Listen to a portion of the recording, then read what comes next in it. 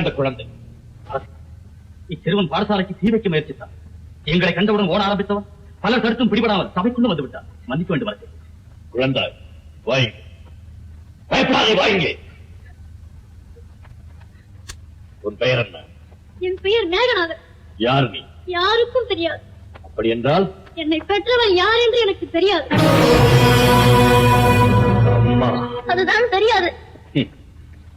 இது உனக்கல்லப்பா, எனக்கு. உன் தந்தை? தாயும் இல்லை, தந்தையும் இல்லை. அனாதை நான். இருவருமே இறந்து விட்டார்களா? அது என்னவோ, ஆனால் என்னை மறந்து விட்டார்கள். காரணம் தெரியாது. நான் கெட்டவனோ அவர்கள் கெட்டவர்களோ.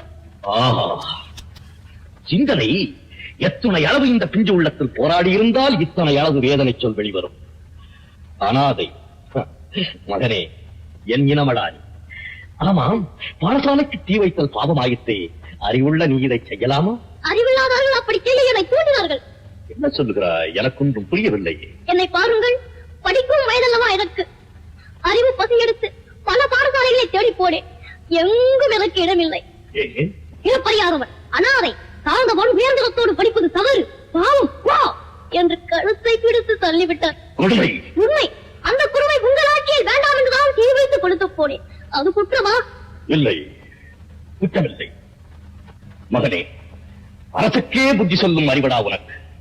ஒரு மந்திரிக்குள்ள மதிநுட்பம், ஒரு மந்திரிக்குள்ள மதிநுட்பம்.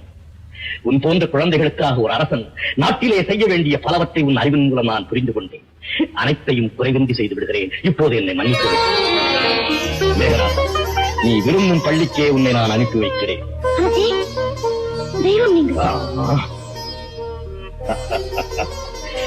என்னுடன் வா.